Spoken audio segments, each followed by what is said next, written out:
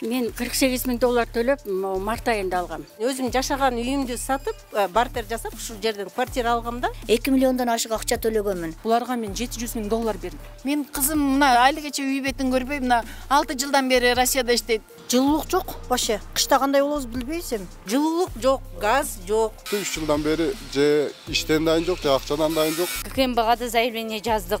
8 айдан бери мен ушул кылган ишим Эмакомго бармай, келмей. Урматтуу боордоштор, Орусияда Айдент аттуу клиника бар. Ал клиникада нактап өзүбүздүн дарыгер жигит кыздар эмгектенишет.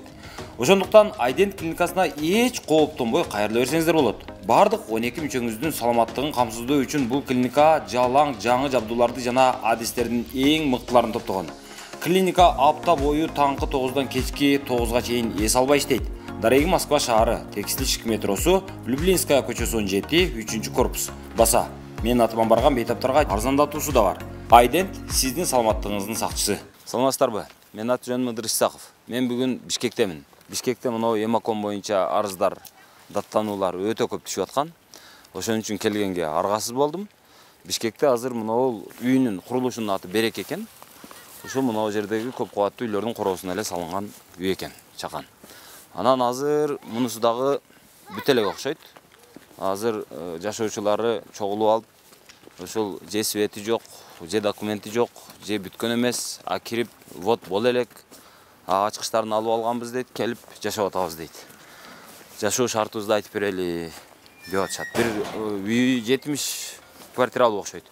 Москвада жашап, иштеп жүрүп жыйган мүлктөрүңүздү сүрсүтпөй, батирден батирге көчкөндө төгүп чачып жоготпой, айлыңызга бат-бат жиберип туруңуз. Бул үчүн 12 жылдан бери Москвадан Кыргызстанга жүк ташуу менен алектенген Зайырбек Маматкаримов аттуу туруктуу ишкерди сунуштайбыз. Зайырбектин машиналары мыкты, кызматкерлери жооптуу, кампалары кенен, жүктү үйүңүздөн алат. Ар бир жети облусубузга чейин барат. Ар бир аманаттын амандыгына кепилдик берет. Кызмат акысы буюмуңуздун көлөмүнө жараша 500 рубльдан башталат. Байланыш номерлары +7 926 788 70 70 +7 929 624 63 64. Салам алейкум. Саламат, кандайсыздар? Саламатсыздарбы? Кандайсыздар? Киммен көрүшө элекмин? Саламат. Кандайсыздар? Кимден баштайм? Эжекелерденби? Жигиттерден баштайм ба? Ошо баштайсызбы? Салам алейкум. Азыр эмне болуп атат азыр? Биз ушу Береке турак жайын жашоочуларыбыз. Биз 2022 жылы ушул үйдү алышыбыз керек эле. Уже көп 2 жыл, почти уже 2 жылдын жүзү болуп калды. Үйүбүзгө кирип алып, көп иштерибиз бүтө элек. Монтип кабелдер, свет маселеси чечиле элек. Светибиз жок, отоплениябыз жок, газ кире элек. Ушу килейген заңгыраган Бишкекте, баягы райондо жашагандай эле эмеде турабыз да азырчы абалда. Монтип свет маселебиз канча күндөн бери чечиле элек. Монтип алып келген кабели жатат, тиякта трансформатор турат, баары даяр турат. Ошолорду бүтүрүп бере албай кыйналып атат да. Аны азда ичкери кирсеңиздер, кененирээк полный баардыгын тааныштырып беребиз силергечи. Жарайт. Азыр үйдү канчадан алган элеңиздер? Мен 600 доллардан алган болчумун. 600 доллардан. Ошол катлаван малында. Катлаван малында. Эчтеке жок болчу, даже катлаван да жок экен ошол мен алган кезде. 2019-жылы алган болчумун. Азыр документтерин бере элек.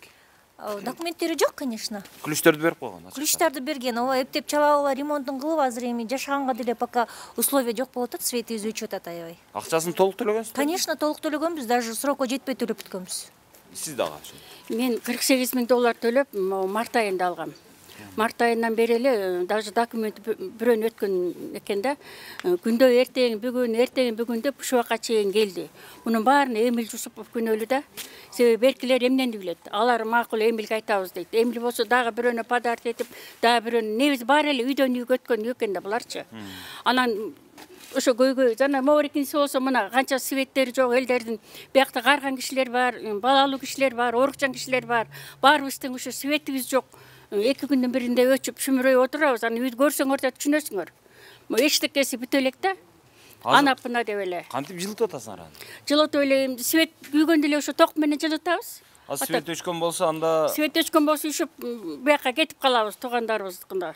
Ошентип эле атабыз. Анан же муну иштебейт, үйдүн ичин ремонту канчадан бери мына 1 ай болду. Жана кафел койгон балдар. 1-2 кафелден коет да кетишет. Жумуштары дагы аябай солгун болуп атат да. Баштадык деп. Ошо анан охранага да мисалы үчүн охранниктерди акча албай, ачыкка 3 айдан бери ачыкка турушат. Тыйындары жок. Айлыгын алып зарплата беришпейт дейт. Могу чуркаган балдарды айтып атышат. Эч ким бизге акча бербейт, баары эле чуркап жүрөт деп. Же уста балдарды айтты мен сурасам. Эже биз кафельчиктербиз жөнө жардам берип атабыз, Акшарга келдик. Деп аларга биз тамак берип атабыз. Дагы акчалары жок, тамагы да жок, акчасы да жок. Анан алар дагы жумуштарын бүтө элек, мына бүгүн да жок, көчө да жок. Бир жумада 2 күн иштейт, ошентип аякта бүтпөй атат. Жумуштун баары бүтө элек. Азыр барып чыгып карасаңар, баарын түшүнөсүңөр да көрөсүңөр. Ушундай. Сиз канча балаңыз менен отурасыз? Мен бир балам менен бул жерде отурам. Мен өзүм жашаган үйүмдү сатып, бартер жасап, ушул жерден квартира алгамда аябай жакшы бир реклама кылышкан убагындачы, бул деген 19-жыл болчу. Эски үйүңдү жаңы үйгө алмаштырып ал деген. Ошол рекламанын айынан келип мен жашап аткан үйүмдү берип, мына мол үйдү алгам. 4 жылдан бери мен күтүп атам, квартиралап жүрдүм. Азыркы биздин жашап аткан абалыбыз аябай жаман, мындайча айтканда. Подъездер бүтө элек могул жакты көрүп турасыңар. Мына могул жерде тарсаңар, могул жерде кабелдерибиз жатат. Бирок жылуулук, светибиз келе элек биз үчүн. То есть азыр жылуулук жок. Жылуулук жок, газ жок. Свет азыр мына коюлу элек. Бул коюлу элек бизге жашоочулар үчүн кабел коюлу элек. Биз деген могуларды курулуп жаткандагы берилген курулуш иши үчүн берилген свет менен гана жашап атабыз. Суу менен канализациясы? Суу канализациябыз бар. Бизде вентиляция жок азыр. Вентиляциябыз бүтө элек экен. Үстү жанакы жылуулана элек. Подвалыбыз жылуулана элек. Биз эптеп могу жердеги балдар өздөрүбүз акча чыгарып, балдардын өзүбүздүн жителдердин аракети менен жанакыларды жылуулап койдук. Трубаларыбыз эртең бир сүнү мына -20га жеткен тат.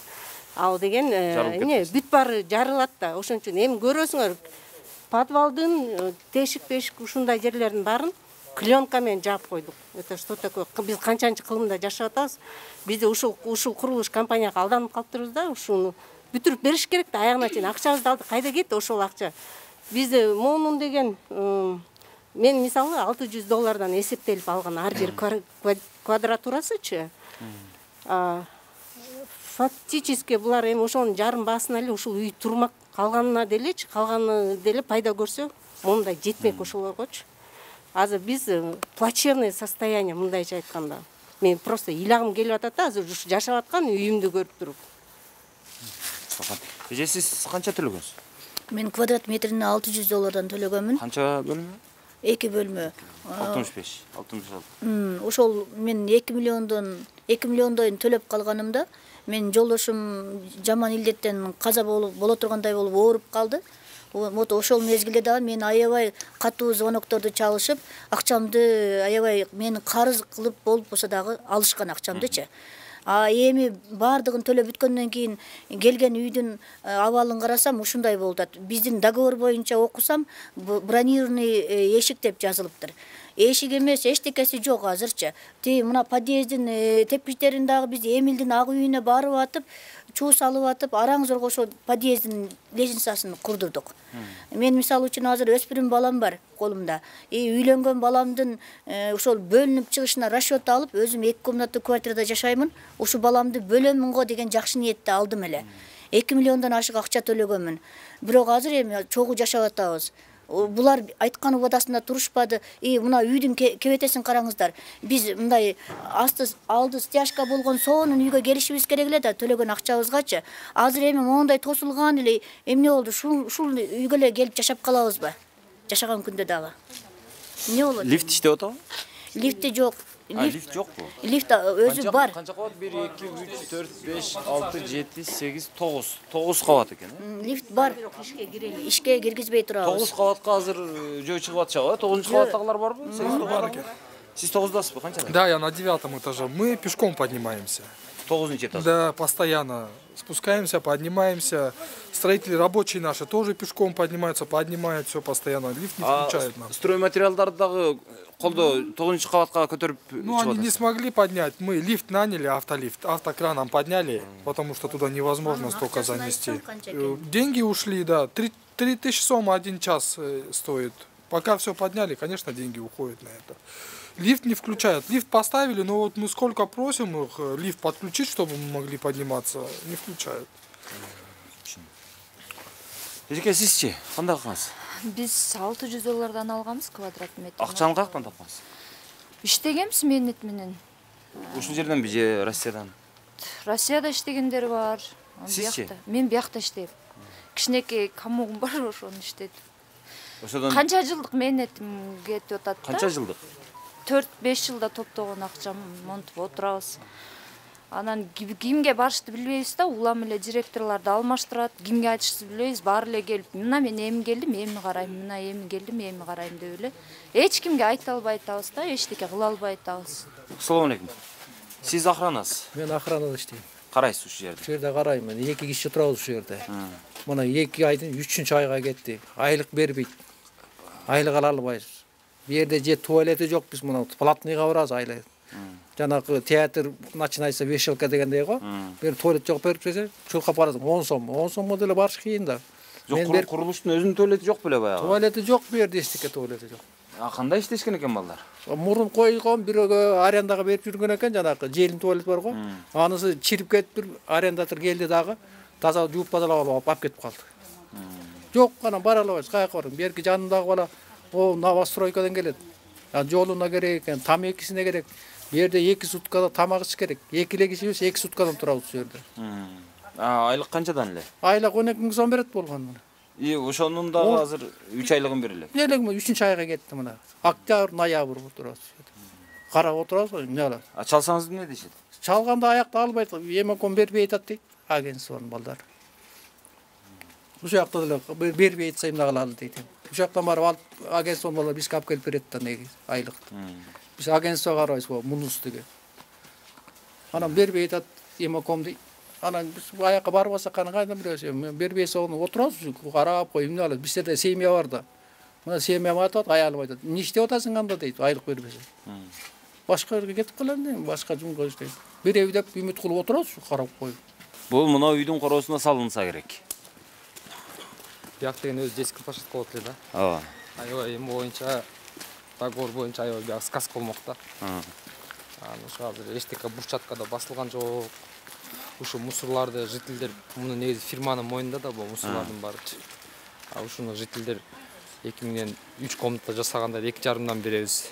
2 комната жасагандар 2000ден, 1 комната жасагандар 1,5-дан кылып, ушу мусорларды жума сайын өзүбүз чыгарып атабыз, ушака крыс аралап кетпесе экен депчи. Анан эшик бул жака кафель басылды эле экен. Кафель эч кандай башты элек. Эшик коюлу эле экен. Мондай тоокка байланыштуу пайда болуп калбасын деп. Ушундай жасадык көчү. Бая сарайга кире тургандай кылып. Свет да коюлуп, бул жактын монтажда бул эле экен, бул жак подъезд такой иш бул эле. Анан ушинтип бала чака менен балдарды мынтип алып киргиле деп. Балдар менен коляскасын буяка чейин алып келебиз дагы. 5-этаж жашагандар 5-этажга чейин балдарды көтөрүп алып чыгабыз. Бир подъездге бир эле лифт бекен. Бир подъездге бир эле лифт, 2 подъезд биягыбыз да. Өзү үй өзү 2 подъезд. 2 подъезден турат. Анан азыр астынан биринчи астынан баштап көргөзгөн үстүнө чыгалып. Макул. Ушак парковкасынан түшү жеп. Эми бияктан жанагы Ахан айткандай строительдерге туалет маселесин чечип берген үчүн биягын ажаткана кылып башташкан да. Ар кимиси келген строительдер.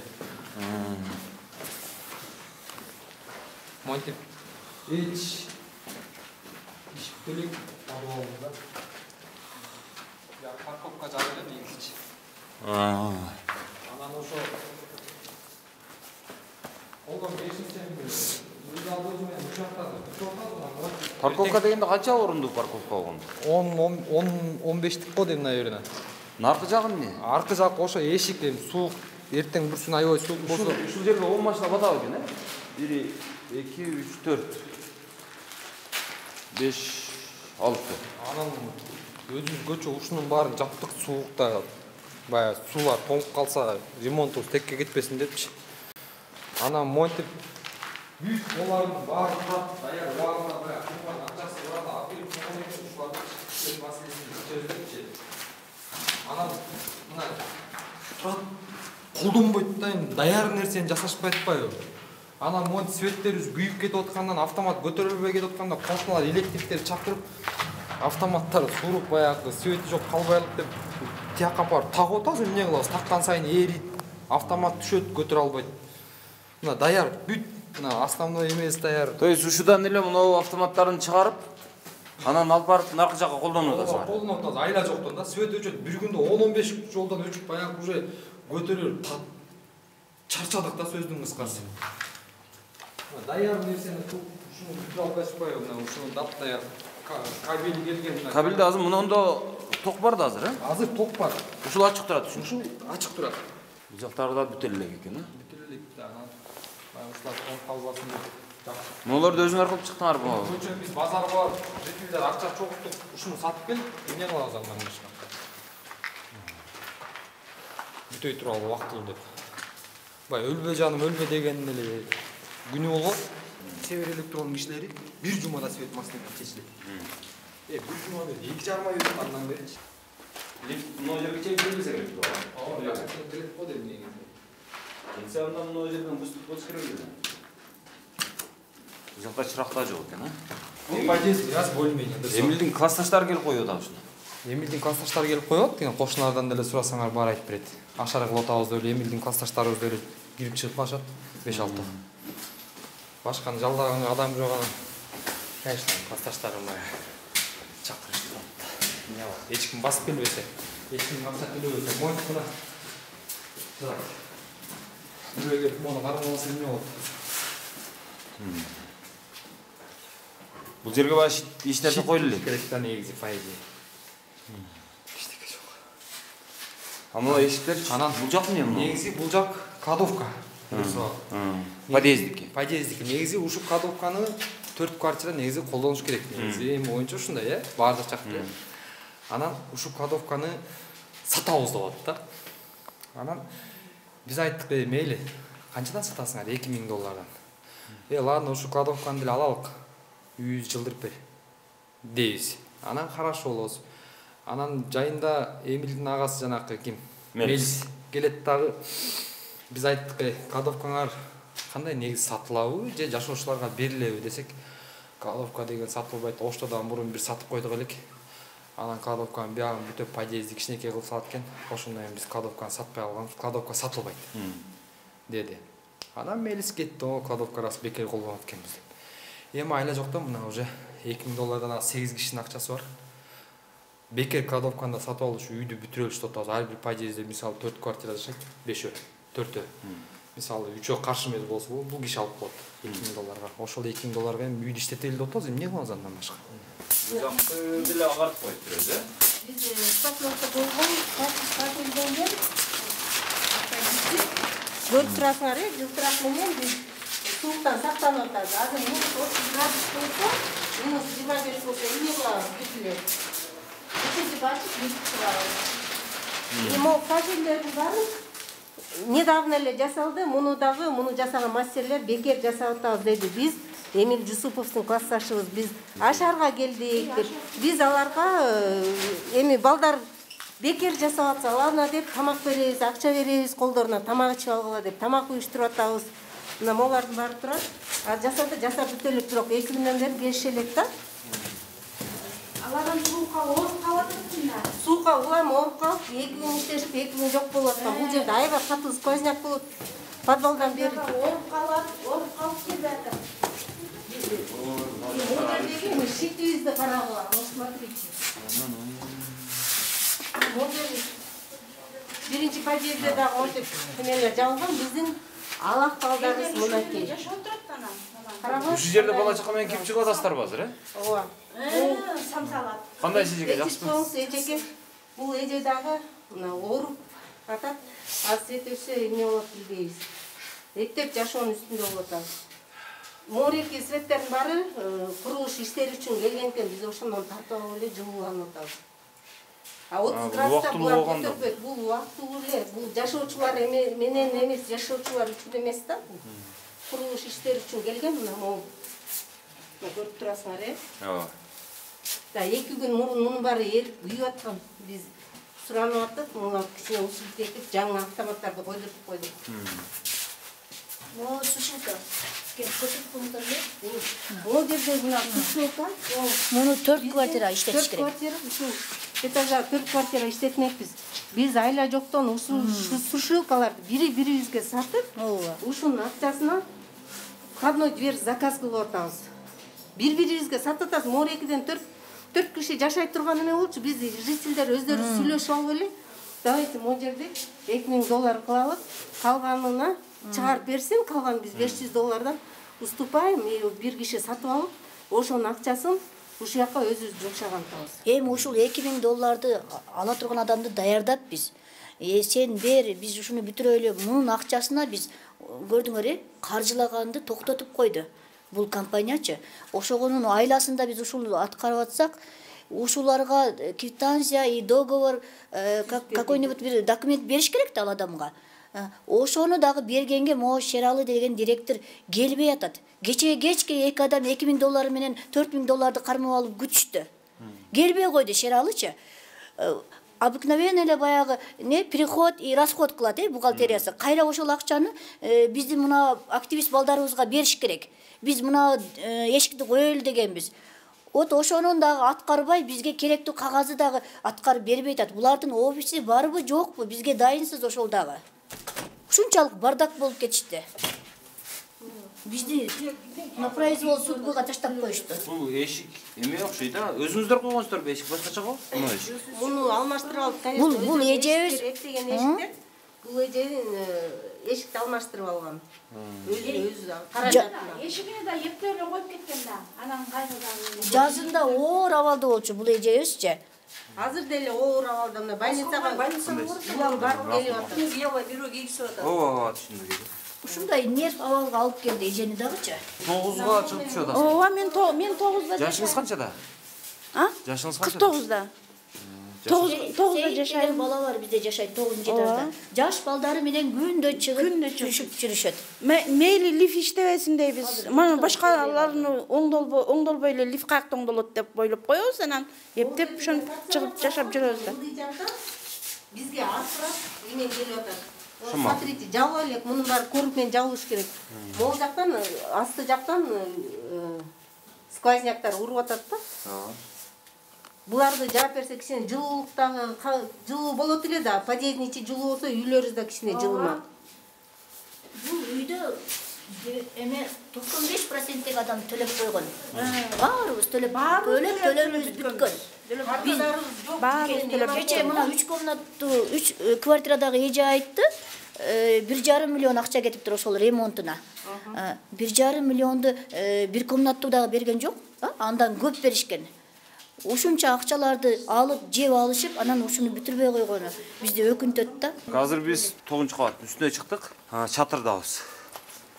Мына вентиляцияны айтып атышат. Мына вентиляция мына жактан ушул вентиляционный шахта ушул экен. Бул келип ушул жерге токтоп калыптыр. Эртең мына жака терезелер коюлгандан кийин бул жактан шамал чыкпайт. Уже жыттан баштаптыр. Кадимкидей канализациянын жана эмеси. Бул чыгып кетиш керек экен да. Чыкпай азыр мына жакта чатырдын ичинде калыптыр. Чатырды жаап коюшуптур. Үстүнө туура эмес жасалганда, мунун үстүнө чыгып, ар жакка чыгыш керек болчу да, бул чатырдын ичинде калып калган, бул иштебейт экен. Мынтип калып калганда иштебейт экен. И могуреки 9-этаждын үстүндө потолок болуп саналат да. Могул жерде утеплить этилиш керек болчу. Мына көрүп турасызбы? Бетон боюнча турат. Бул деген 9-этажда жашагандарга аябай суук болот. Бул канча сантиметр утепление жатыш керек экен. Наркын эмне? Ал дагы ал башка квартиралардын вентиляциясы. Вентиляциясы. Ал жакта дагы бар, ушундай үстү да. Бардыгы ушундай болбой калды. Ушундай абалда. Мен билбейм, эмне кандай жашоо болот. Утепление болуп анан мына кум менен эме болсо керек да, стяжка болуш керек болсо керек. Утепление болуп, ишte өздөрүнүн баягы эмесинен жасалыш керек болуп, дагы карасаңыз. Рабочийлерге акча бербейт, ошон үчүн алар дагы кызыгышпайт бул жерге иштегенге. Ушунча акчаны кладып эле ушул жаккачы акчаларыбыз ошончолук салганга жараша жакшынакай бүтсө, сон болмок да, жакшынакай бүтсө, жакшынакай кирип жашайт элек эл катары. Азыр биз монтип тиги эки жакты карап просто ыйлагың келет да. азыр мынау береке деп аталган ушул көп кабаттуу үйдү тартып чыктык, кыдырып көрдүм. Анан астында трансформаторлар келиптир, автоматтар келиптир, кабель турат. Мынау жакта мынау профилдер келиптир. Бул жакта жанагы гипсокартондор жетишерлик турат, үстүндө кафелдер турат, подъездерди кылганга болот экен. Анан бир мына жерге бир эшик, наркы жерге бир эшик. Наркы подъездинде дагы ошол 2 эшик болгону эми мындай аз гана эле жумуштары калыптыр. Анан ошол подъезди кафелдеп коюш керек экен. Жалпы алганда ошол Эмил Жусупов ошол өзүнүн айдап жүргөн машинасын сатса эле мына жер чек жейип бүтүп кала турган абалга келип калыптыр, жетиптир негизинен, бүтүптүр. Эми ошону жанагы азыркылар айтмакчы до конца бүтүрүп койгонго мындай аз эле жумуш калыптыр да. Ошону бүтүрүп койсоңуз жакшы болмок экен. Антпесе азыр сиз кантип уктап атасыз? Мага ошол табышмак. Үйлерди алып жама чыгып, жама проводдор жайсың, эртең суукта эмне болот билбейм болаган. Мынага суу тийип турат го, бул кандай болор экен эми? Эриптир, күйүптүр бул. Ушул жерде турабы, э? Да, это наш свет. Бүтүндөй ушул көп кабаттуу үйгө азыр свет ушудан келип атат. Да, вот отсюда у нас идет свет сейчас. Весь дом отсюда электричество получает. И то они вот такие привезли сейчас автоматы. До этого вот такие маленькие обыкновенные автоматы на весь дом стояли. Люди уже живут, надо как-то отапливаться. Отопление нам не провели и выбивало постоянно, жить невозможно было. Хотя ремонт закончили, уже живут люди. И вот тут паркинг у нас, он тоже не закрыт. Сейчас морозы придут, все трубы померзнут, лопнут, и тоже будут проблемы. Не закрывают ни паркинг, ни свет нормально не подключают. Этих домды айланды. Айлануу азыр мынау светти алып келиш үчүн трансформатордон. Баягы сыртта жаткан баягы жолун кабелди көмүш. 200 эмеликте. Ушуга жаткыш керек негизи. Анан булар убагында жаппай коюп, булар ысыш чыгат.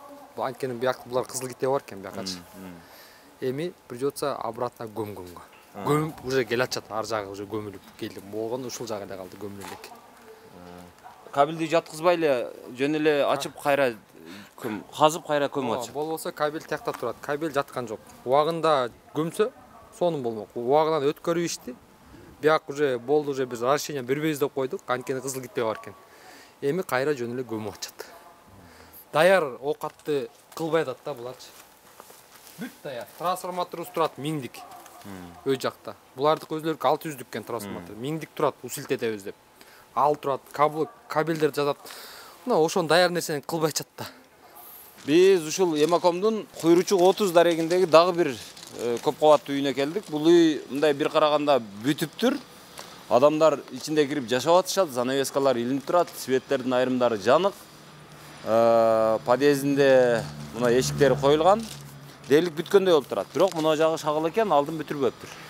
Анан азыр сиз чалып аткансыз мага? Азыр бул жакта эмне болуп атат ошондо? Бизде газ проблема, суу проблема бар. Эмне деген ал проблема деген? Эми билбейм, карзыңар бар, эме жилттерге эме кылып берет да, акча жыйнатып берет. Ошо. Анан кийин. То есть азыр свет бар? Свет бар. Суу бар? Суу бар. Бирок суудан дагы жакында өчүрөбүз деп атат. Неге? Эме карзыңар бар, 320 канчаның дейт. Анан биз кайра эле акча жыйнаганга эмебиз жок да. Төлөп атасыңарбы өзү? Биз Эмакомго төлөппүз, бирок Эмаком ал жака төлөбөй койгон да. Жарты эмелер эме жок да. Светтики дагы ошондойбу? Ошондой экен, баары. То есть светтин акчасындагы, суунун акчасындагы Эмакомго төлөп аткансыңар. Эмаком светке, газга төлөбөй койгон. Билбем, ошентишет. Газчы? Газ дагы жок, газ дагы кирбей атат. Газ подключение болду элек. Подключение вообще болду. А мына территорияны дагы нормально болду. Жылуулук жок вообще. Кышта кандай болобуз билбейбиз эми. Ошону ойлоп атабыз. Свет өчүп калсачы? Ошол свет дагы проблема бизде. Не проблема? Ошол светтен дагы карзыңар бар андай деп, ошентип эме контроллор келе берет да. Ошол. Жылуулук? Жылуулук жок. Үйгө кирип көрүңүз, муздак. Мен 9-этажда жашайм, муздак. Тоң чыктым кечиндечи. Бул кандай жашоо болот билбейм. Биз 21-кылымда жашап атабыз, анан ушундай проблемалар боло берсе кандай болот? А лифтибизди дагы көрсөңүзчү. Лифт эмне болгон? Лифтте оңго төлөйбүз, акча жыйнап 200 сомдон дейбиз. Дагы 100 сомдон дейбиз. Бул иштебейби эми? Мына вообще иштебейт. Бул мына бракон үйлөө билбейм. Эме ушундай эме кылып койгон. Мынаны болсо вообще иштебейт. Бир жумада адамдар калып кетет ичиндечи. Буну да нормально эме кылган эмес да. Договор боюнча бул эме мындай эмес да, баарын нормально кылып беребиз деген да. Андай кылып бербеди да бизге. Жок, азыр иштейт бул 200 сомдон жыйнап эме иштеттик. Азыр эми ушу Араң эле жана калып турат. Ооба, бул эме аварийный ушундай адамдар эсилчө бирдемке болсо ким жооп берет, эмне болот билбейсиз. Бул такыр иштебейт. Вообще иштебейт бул. Мен келгенден бери вообще иштебейт. Жанып турат го мунусу? Жок, иштебейт ал. Ремонт деп, күлүштү сүрөт турат, ремонт деген эме. Жакшы эме эмес да. Короче, биздин договор боюнча жакшы эме кылып берген эмес. Алды тегизделбептир. Мынау заборлор деле алынбаптыр. Алынбады, мыналарды да кылып бербеди. Главный бизде газ болуш керек да. Газ документтер толук берилди, берилди? Толук берилген жок. Жартысы жок деп атат, тек паспорт деп ошентип аткан. Жыйынтыктап айтканда мындай экен. Мына ушул Эмаком деп аталган Куйручук 30 дарегиндеги үй салыныптыр. Бир караган адамга тышынан бүткөндөй көрүнөт. Ичинде адамдар бар экен, жашап атышат. А бирок суунун, светтин акчасын булар Эмакомго төлөчү экен. Эмаком азыр ошол сууга, светке өздөрү төлөбөй койгонбу, же андан өткөрүп алышы элекпи, өткөрүп берүү ушундай иштер баягы условиялар алына элекпи иши кылып, азыр буларды өчүрөбүз дешип атыптыр. Жылуулук бериле экен, газ бериле экен. Алды мына благоустройство деп коет, мына алды жанагы газон, пазон, мына окшогон брусчатка басуу же тегиздөө деген иштери толук бүткөн эмес. Лифттин 2 лифт бар экен мына подъездде. Бир подъездеги 2 лифттин бирөөсү иштейт экен, бирөөсү иштебейт экен. Бул жагы кандай? Бул жагын билбейм мен. Ал блокто жашайм да. Бул блоктун нелери. Булар дагы адеп ызылдап чалып атышкан. Күндө чалышат мага. Анан жылуулук жок. Азыр эми булар кышта кандай кылат, эртең свет өчсө кандай болот билбейм. Кечинде эле биз тоң чыктык, газ берилбесе кандай жашоо болот билбейм. Суу жакында өчөт деп атат. Анан кандай болот? Лифтибиздин авариясы ошондой. Постоянно бир жумада 2-3 рет. Аны 200 сомдон жыйнайбыз, оңдотуп коебуз, кайра деле ошондой. Канча батирлүү өзү? Канча квартира? 100дөн ашык болуш керек. Бизде именно 66, анан бул жакта канча экен билбейм. 110бу, 120бу деп. Ошондо болуш керек. Азыр туугандар, мен Эмакомдун дагы бир объектисине келдим. Бул Family House деп аталат экен. Анан Көкжар окшойт да район. Көкжарда жайгашкан Family House деп аталган комплекске келдим. Эми бул жерде мындай О формасында үйлөр турат. Бирок мынау эки жагында, наркы жак менен бул жагында отопление, газ бардыгы бар экен, проблема жок дейт. А бирок мынау жагы менен мынау жагында, мынау Г формада проблеманын бардыгы бар окшойт. Азыр булар айтып атышат өздөрүнүн. Ушул карап отурабыз, бул жагында отопление жок, бул жагында отопление бар. Бул жагы суук, бул жагы жылуу. Бул жагында газы бар, бул жагында газы жок. Кыскасы, бул жагы түндүк Корея, бул жагы түштүк Корея болуп жашап атабыз деп атышат. Анан уялып атабыз дейт. Неге? Анткени кабелдер деген былтыр оборудование сайганбыз да, былтыр да карыз болду. Кабелдер күйүп кетти, былтыр кыш эрте түштү го.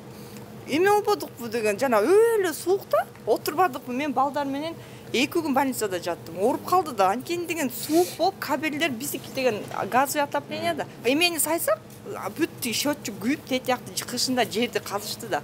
Азыр оборудователь мындай кичинекейден сай отурабыз да, көп сайсак күйүп кетти кабел. Ошон үчүн даже жана баласы жоктор сайбай эле койгула дедик да. Мендей балалуулар өлө толтура. Ушу көп да балдарчы биякта. А биз өлө карызды төлөдүк, 1,5 миң сомдон чыгардык жителдер. Светибизди 3 сом 25 тыйындан кылдык. Даже эч ким бербейт. Коммерциялык баа менен төлөдүк. Ооба. А мурун Эмаком өзү төлөчү экен да. Ошондо азыр бул жерде лифттер иштейби, иштебейби? Лифттер канча жолу лифтте калып калды балдар. То есть начар лифт бар. Өлө начар лифт. Анан бир баланын жүрөгү түшүп, даже эме чакырганбыз. Больницаданчы, скорый жүрөгү түшүп эменин ичинен токтоп калган. Свет өчүрөт, анткени карызда элестесиз канча жолу лифтте калдык. То есть азыр свети ошол мурунку курулуш маалындагы убактылуу коюлган ички кабелдер менен свет келип атат. Ооба. А эми суу? Суубуз жакшы эле. Суу жакшы эле. Жылуулук? Жылуулук ошо жок да, мына туташкан эмес. Газ? газыбыз жок, мына буларга берилди да газчы кечөө берилди. Бизде жок. Анткени карыз экен. Былтыр отоплениянын карыздары бүтөлүк. Светтики 418 000 карыз. Биз мурункусын жаптык эле, кайра ошончо карыз келди. 418 000 элдерге биз уже элдерден жаман көрүнүп 1,5 миңден чогултуп эле, кайра чогултуш керек. Биз чогултуп бермекпиз, бирок канчага чейин чогултабыз билбейбиз да. Азыр булар техпаспорт ала элек экен, жыйынтыктап айтканда. Газ жок экен, жылуулук жок экен. Свети эптемей кабель менен ушул өлбө жаным өлбө деп отурушат экен. Эртең свет өчүп калса кандай кылабыз деп отурушат. Суусу дагы проблема экен. Анткени суунун кыскасы булар суунун, канализациянын, светтин, жылуулуктун ушун тех условияларын алган эмес окшойт. Байкашымча. Подъездер толук бүтө элек экен, лифттер начар коюлуптур. Мынау айтып атпайм, бул башка компания курган экен. Эми башка компания курганда алардын мындай бир аз жакшыраак компаниянын өзүнүн мындай артыкчылыгы ушу көзгө бат эле көрүнөт экен да. Мына жака жанагыны эгиптир, мына газонду эгиптир, арчаларды эгиптир. Эмаком жагында бири дагы арча жок. Тигентип баягы мына арзан ящиктерди алып келип коюп койгон. Анын биринде дагы гүл да жок, өсүмдүк да жок, эч нерсе жок. Мыносун Эмаком куруптур, наркысын ошо башка компания куруптур. Себеби алардын дубору нарк экен, короосу. Бул ушу Эмакомго карайт экен, мунусу ушул. Кандай жашап атасыздар? Саламатсыздарбы? Булардын жаңы эле баласы төрөлдү. Кантип атасыздар? Жатабыз. Жатканда кандай эми? Үй жылуубу? Үй суук, отопление жок, бербей атышат ошо. Газ? Газ да жок. Свет? Свет бат-баттан өчүп атат. Суучу? Суу жакшы эле. Үйдүн документтеричи? Документ бүт элек. Ал элексиңер. Ошо. Бирок свет, ушу отопление бир аз проблема болуп атат, жок болуп атат. Балам канча бир 2 жума болуп мынакей. Балам чуркап кетти азыр. 1 саат камалып. Азыр 9-нчу этажга балам школдан келет, пешком чыгат айла жок корккондон. Лифтчи? Ишенч жок болчу, свет өчүп калат. Свет өчүп калат, лифтте отурасың, свет өчүп калат. Кээде 2-де өчөт, кээде 1-де, эч ким айтпайт да канча өчкөнчү. Ошондой болуп атат. Бала камалып калат. Бала камалып калды, 1 саат камалып жүрөт. Ошодон коркуп да калса керек эми. Ошондон түшпөйт, жөө чыгып атат 9-нчу этажга. Түшүндүм. Рахмат. Эмилге рахмат дешиңер керек экен, кошуналарды аябай жакшы ынтымакташтырып коет экен мындай. Жакындаштырып. Эмне деп каргап атасыздар Эмилди? Эми ушул биздин эмебиз аманат болчу да, биз аманатыбыз ошогочу. Ошонусун бүтүрүп койсо болмок да, кичине ишичи. Ушу кышта ким эле жакшы сөз айтат ошого? Ким эле жакшы каалоо тилек айтат? Зато депутат да, мандаты бар. Ушу да ушу депутат. Көкрөгүндө значогу бар депутат деген. Ушу аны да кичине достойный адам көтөрүш керек да. Азыр биз Эмакомдун дагы бир объектисине келдик. Бул объектиси Солнечный деп аталган райондо окшойт. Кипкалова 29 дейт. Ушул дарекке келдик. Бул жерде Эмаком 4 көп кабаттуу үй куруп атыптыр. Бирок 4-өө тең бүт элек. Азыр 4-өөнө тең акчасын берген адамдар мына жерде топтолуп турушат. Бул Эмаком деген баягы шаардын чар тарабынан эле ар жерден жерлерди алып, үйлөрдү куруп баштап эле бирин бүтүрбөй, экинчисине, үчүнчүсүн бүтүрбөй, төртүнчүсүнө өтүп кете берген окшойт. Так, мына жакта бирок иш болуп атат окшойт, бир аз эме болду. 5-6 адам иштеп атат күнсана көптөн. Бир жумадан ашып калды. Так, азыр бул жердин проблемасы эмне болуп атат азыр? Биз бул жерден 19-жылы, то есть 20-жылы февралда ушул жер котлован башталып үй алганбыз. Акчасын төлөдүк. Канчадан? 1 миллион 900 миң төлөдүм почти. Квадратына канчадан бергенсиздер? 600 канча эле. Договорда бар да кыскасы. 4-чү кварталда 2022-жыл бериш керек эле. 2021 бериш керек эле адам. 2 жылдан 2021 4-чү кварталда. Ошо боюнча үй дагы жок. Акчабыз да бербей атат да, үй да бүтпөй атат. Келебиз, офисине барабыз. Последний время жабык болуп атат, офиси вообще иштебейт. Өзүнө жолугуп атабыз, Эмилдин ана бүтүрөбүз деп алдып атат да постоянно. Өзү качпайбы, жолугабы? Жок. Качканда качып атат. 2 жолу жолукту ачыгы. Бирисинде мына Московский Исановада офиси бар экен, ошол жерге жолугуп 2 ай деп сураныч, 2 ай келбей туруңуздар, иш башталат деди. Жок дагы. 2 ай эмес, аны жайда айткан, июнда айткан. Апрелде айткан ба, то есть июнда башталат деген да, ошондо туппа туура. Сиздики эмне болгон бу жерде? Биз да ушул жерден квартира алганбыз. Канча? двухкомнатный алганбыз, биринчи подъезден. Квадраттан канчадан алдыңыз? Квадрат метрин 500ден алганбыз да. О мезгилде 500 болчу биз алган мезгилде. Качан алган болдуңуз? Будан 2 жыл мурун алганбыз да. 2020 3 жыл болуп калып баратат, уже 3-чү жылга кетти. Ошондон бери же акчадан дайын жок, же бул үйдүн эмеси жок да. Ишчилери жок, токтоп турат. Качан бүтүрө турган болгон? 2022 бүтүрүш керек да, бизге квартал бүтүрүп бериш керек болду. Ключун беребиз деген уже канча 3 жыл өттү. 3 жылдан бери же иштен дайын жок, же акчадан дайын жок. Кимге кайрылышыбызды билбей ушундай жүрөбүз да. Мен мына Эмакомдон Эмил Жусуповдон алгам. 2021 жылы алып наличка алгам, 2 квартира алгам, однокомнатадан 2 квартира. Өзүмдүн жашап аткан кепеде үйүмдү сатып, ошол жерде ден соолукка байланыштуу мынакей өзүнүн колу турат.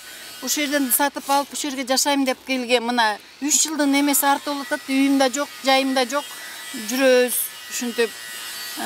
Кимге барабыз? Өнүбүз жетпейди эч жака. Мынакей наличка алган, мен айылчылап төлөгөн жокмун, мен ай сайын. Мен кызым мына айлы кече үй бетин көрбөй, мына 6 жылдан бери Россияда иштейт. Бир кызым өзүм жалгызмын. Квартирадамын азыр. Каяка барам 3 жылдан бери. Үйүмдү сатып, мына кызым ошону кошуп, Москвада иштеп атат. Үй бетин көрбөй, ооруп, мына ден соолугунан да ажырап. Үй качан бүтөт деген? 22-жылы муну алганда, А-блокты алганда 6 айдан кийин эже ачкычын берем деп мына Эмил мына документи бүт колунда турат, мынакей. Эмил Жусупов мынакей. Бүт мына колунда турат. Срогун көрөлү. Предмет договора дейт. Бардыгы эме. Так, 2 квартирам да. Ошондо квадрат метрине канчадан берип атат? 43 000 сомдон берип аткан экен да. Алмалда доллар 72 болчу. Ооба. Үй жай жок жүрөбүз мынакей ушинтип. Күндө келебиз, ушу үйдү карап коюп кетебиз. Мына азыр күндүн суугу бутум ооруп, мына укол алып атсам да келип атам ушу жерге. Өзү бир келип койбойт. Барабыз ак үйгө кече бардык, чыкканда жок. 19-жылы мынакей ушу төлөгөм мен 2019. Первый квартал, мынандай жазып атат. Срок окончания строительства жилого дома дейт. Первый квартал 2022 года под самоотделку дейт. 2022 жылдын 1 кварталында булар сиздерге ачкычын берип, ичин кирип, баягы ремонттоп жашай бересиңер деп договор кылган экен. 21 боло турган болсо 21 өттү. 21дин 1 кварталы болуп атат. 21, 22, 23 3 жыл кечикти. Мына азыр 4-жылга өтүп атат. Квартирада туруп атабыз мынакей. Кызым Россияда жалгыз, мына 2 кызым бар. Бирөө берде, бирөө ал турмушта кичике кызым Россияда, мына ушу квартираны алып берген. Ооруп калсаң да ушу жылуу жумшак жашады. Мен кыш келди, кайка барып жашайм мен. Кандай кылам? Айлам түгөндү. Ким угат бизде? Уш карапайм эл. Депутат болуп алып, элдин көгөнүн чечем деп эмне чечип атат? Мына элди миңдеген элдер ыйлап атат. Ата-энелер бизден эмеден онкология ооруган эже бар. Ушул мына келе албайт да, онкология ооруп. Бир эженин күйөөсү ушу баласы алып берген эле ушу тамды ооруп атып, ден соолугуна караштуу жылуу жумшак отурсун деп. Ал кишинин көзү өтүп кетти. Анын аркасынан баласы да өтүп кетти. Мына ушу үйдүн айлыгы көрөлү 3 жылдан бери. Бул кандай деген эме? Кайка барабыз эми? Так, кимде сиздер кандай жагдайда алгансыздар? Сизде канча балаңыз бар өзү? 4 балам бар. 4 балаңыз. Азыр каякта жашап атасыз? Үйдө, өзүбүздүн үйдө. Муну? Бул эмебизди, акчабызды кармалып турсун деп алганбыз. 2022 жылдын февраль айында. Биз А-блоктон алганбыз. А-блоктун проблемасы азыр 7-чи этаж болуп атат. Эме боюнча проект боюнча 6-чы этажга рұқсат берилген экен биздин эмегечи. Булар 7-чи этажды кошуп коюп, ошол арестке коюп, биздин азыркы проблема ошол да. Башка блокторду эми секинден кыймылдатат, а биздики вообще эле кыймыл жок, жылыш жок.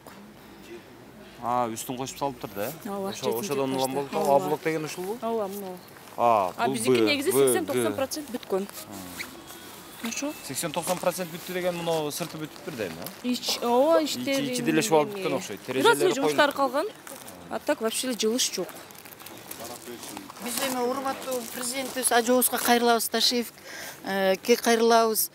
Биздин сурообузду эми карап берип койсо ошо аябай суранат элек да. Эжеке, сиз азыр канча балаңыз бар? Мен бир кызым бар. Мен Россияда иштейм. Ушул квартираны алганда 2019 алганбыз. Декабрдын 11-inde бүтүрүп беребиз. 2022 жыл бүтүрүп беребиз декабрда деген.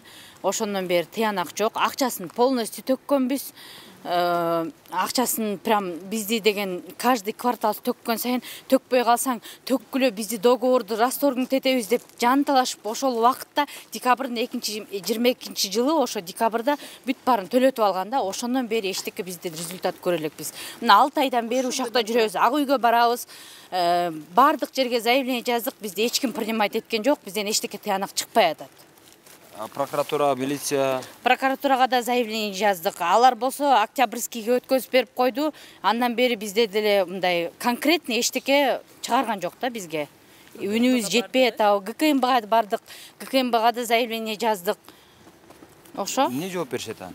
Эмне жооп жок, ответи жок эле чыгса биз постоянно эле барабыз, ушинтип эле 5, 6, 7, 8ден ушинтип чогулабыз. Бул жерде 2019 то есть 20 жылы Москвадан офис ачат бул Эмаком. Мына мелистен камалбады агасы. Ошо барып 80-90 адам келгенбиз Москвада.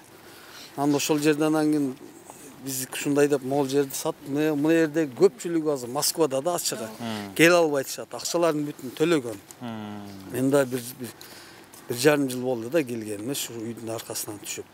Же акча жок, же үй жок. Ошо көпчүлүгү азыр Москвада ачык. Группабыз бар, жазышат, барыгыла жыйынтык чыгарыңыздар деп суранып келе албай атат. Көп жаш семьялар мындай караган апалар ачыгы да. Анан көбүнчө мигранттардын акчасы. Бул жерде 90% мигранттардын акчасы. Силерге үй курулуп атканда эмне кылгам деп мына отчетун берип турабыз, тиги бул деп. Отчетун ар ай сайын башында жакшы башталып, 1 жылда эле бул үйлөр турган. Үйлөр туруп, кирпичтер урулуп баштаган. Бул качан депутаттыкка барды, ошо малда токтоду, ошо боюнча кетпей атат да, жылыш ачыгы. Мен ар жыл сайын келип кетип аттым Москвадан. Ошондо келип караганда жакшы эле болуп атты. Кийин ошо 2 жыл ошо боюнча туруптур. Мен 2 жылдан келсемчи депутат болуп кетти деп атат ошо мына главный мелис деген. Мунун агасы барып ачканда офис, ал жакта кыздар иштейт эле, 3 кыз иштейт эле Эмакомдон. Ошентип акчаларды төлөп ар ай сайын кутулганбыз. Бу жерде бүт мигранттар кутулган ачыгы. Келе албай атышат да, азыр келсе же ата энесинин үйүнө батпайт. Же үйү жок. Шуну күтүп атышат да, азыр келе албай Россияданчы көпчүлүк семья. Ошо бул жерде 70-80% Москвада саткан буларчы. Аябай рекламаны күчтүү кылып, оюн өткөзүп, кафеде тамак аш берип чакырып, ошо баягы Эмакомду соцтармактан бирсе карап интерес кыласың, ошого жазылып калат экен, бүтүн чакырган өздөрү чалып Москвада биз жүргөндө. Ушинтип саткан ишеничти. Ал малда Ошто бүт жакта жакшы эле кетип аттылы го башында. Ишенип алдык эле да биз мындай болоорун билген эмеспиз. Эми элдин акчасын депутатка берип өттү да, мындайча айтканда. Эмне эле көрүнүп атат көр адамга делечи.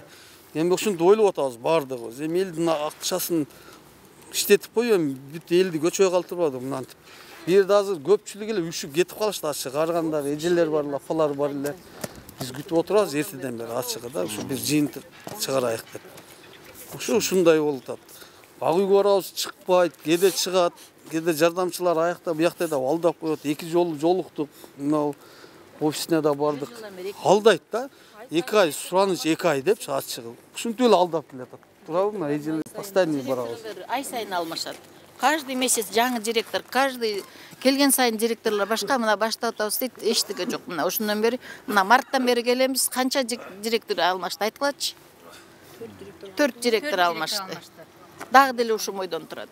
Депутаттык креслого отургузабыз деп азыр ушунча адам, миңдеген адамдар азыр талаада экен да. Так, мунусу азыр 7 кабат экен. Ушу 7-чи кабаты болуп калган үчүн, кошулуп калган үчүн азыр курулушу токтотулган, уруксат 6-чы эле кабатка чейин берилген деп батышат. Азыр 1, 2, 3, 4, 5-чи кабаты болуп атыптыр. 6-чы кабатына чыкса, булар дагы 7-чи кабатыны улап салбаса. Так, бул жакта азыр курулуш болуп атыптыр. Кирпичтери турат. Муналары заң басып бүтүптүр. Муна сырты жана фасады бүтүптүр дээрлик. Ичи шыбал элек экен али. Бирок айнектер коюлуптур. Бул жагы кирпичи коюлуптур, фасады башталыптыр бир аз. Ал чатыр окшойт. Ошо ойдон токтоптур. Бул жагында дагы ошол кирпич болуп атып. Эми кандай кыласыздар? Эмне кыласыздар эми? Эл азыр президенттен талап кылып атышат эми. Урматтуу президент, ушул маселени чечип бериңиз деп. Эми бир жагынан элдин айтканы дагы туура. Ушинтип баягы курулуштагы акчаны, аманат акчаны депутаттыкка чачып келгендеги абал ушул. Азыр Эмил Жусупов айтып атат. Жана кечээ мага телефондо байланышкан. Экинчи тарапты угуп коюңуз, менин жүйөлөрүм бар, айтып берем дейт. Угаланы дагы. Бирок азыр ага чейин дагы 2 объектиси бар экен, ошол 2 объектиге да баралы. Азыр Фучик дейт. Азыр буга чейин 3, мына 4-нчү объектисин көрдүк. Азыр 5-нчи, 6-нчы ошо шаардагы 6 объектке барабыз. Ар бир жерде ошол 1ден, 2ден, 3дөн, 4дөн монундай объектилер бар экен. Мынасы жаңы эле мына 1 ай болду мына. Кирпичин уруп койду, эл соска как алдапчы мындай. 4 киши кетпейди вообще. Мунун азыр бир директор камалып жатат, Зайнабидин дегенчи. Эми болсо ал Эмилдин айтышы боюнча мен виноват эмесмин, ушуга өткөзүп бергенмин дептир. Договорду өзү Эмил өзү да биздечи полный биздин договорду. Биз Эмилден требовать этебиз да. Эми бул каякта өзүн акташ үчүн камалып жатат, мен ошого өткөзүп бергенмин деп атат экен да биздин угушубуз боюнча. Азыр эми ушул Эмакомдун дагы бир объектисине келдик. Бул мына Фучик 38 дарегинде жайгашыптыр. Мында дагы ошол проблема. Мында дагы азыр бир ондогон ушу тургундар акчасын берип алып, азыр эми күтүп, мына суукта ушуну ыдырыс айтып койсоң, бийликке жеткизип койсоң, биз күтүп туралы деп, мына кыштын суугунда сааттан бери күтүп отурат. Азыр саат 3 болду. Башка объектилерин тартып келгенге чейин ушунча убакыт өттү. Азыр бул эсептегенде бул 5-нчи объектиси.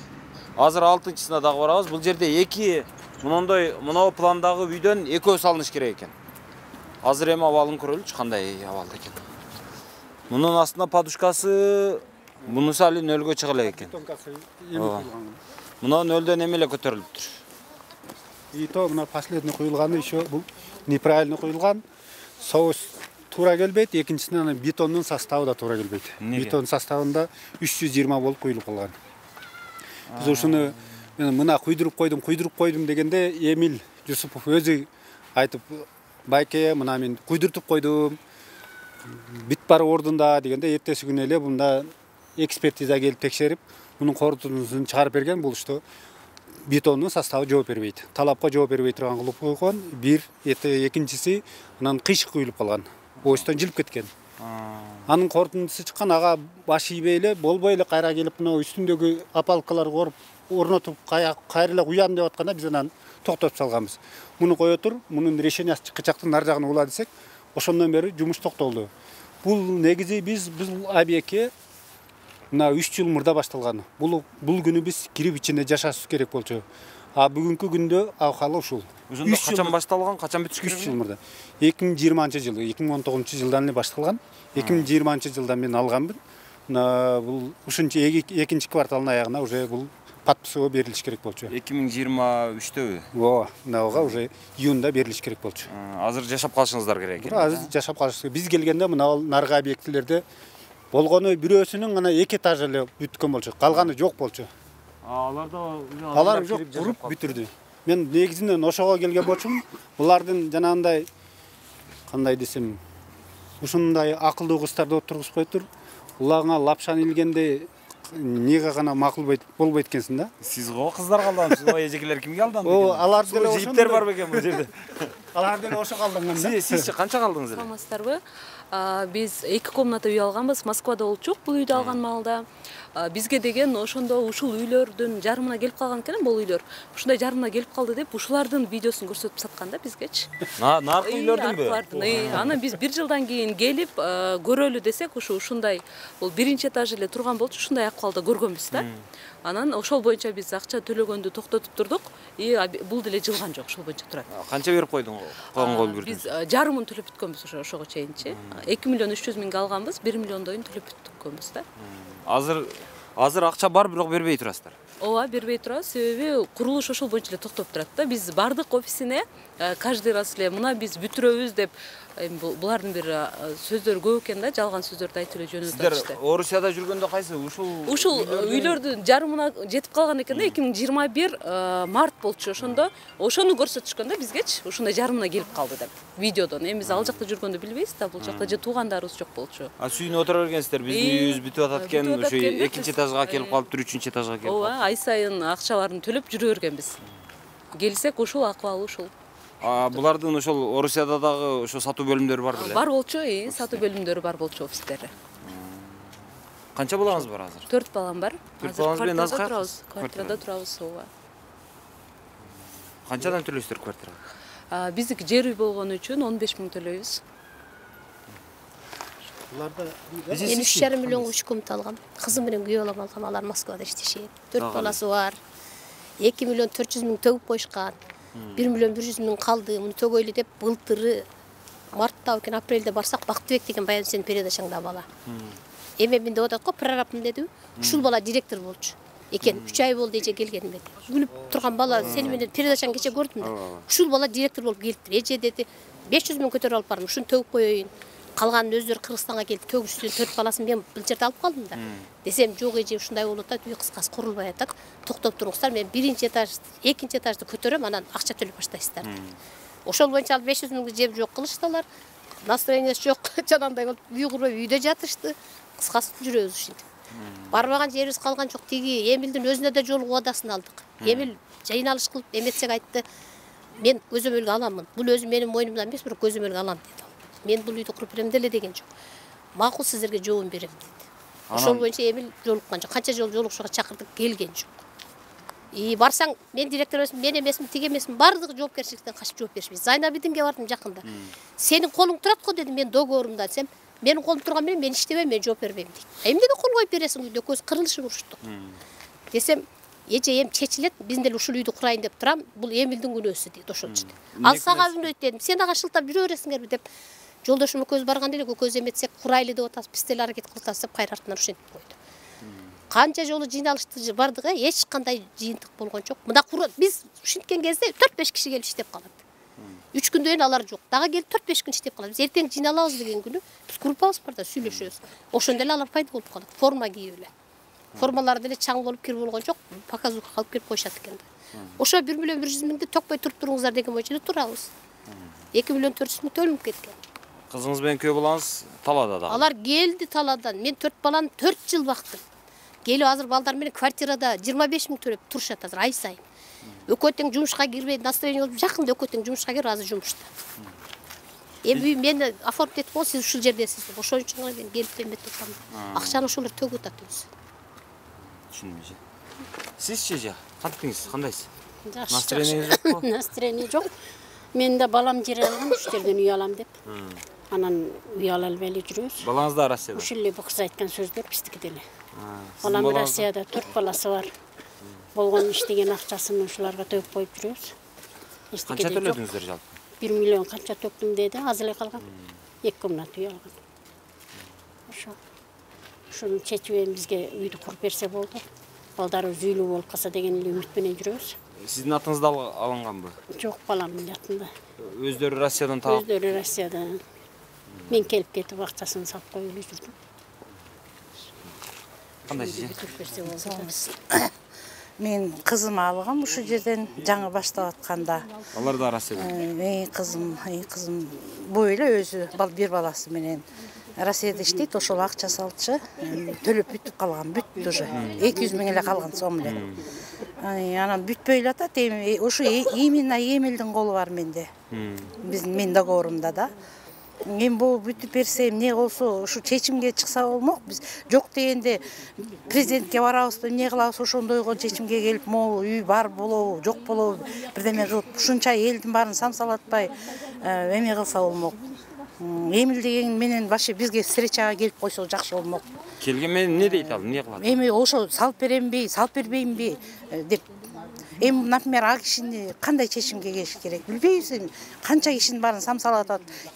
Биздин эле балабызна ошо кызым, ушу баласын мен багып жүрөм.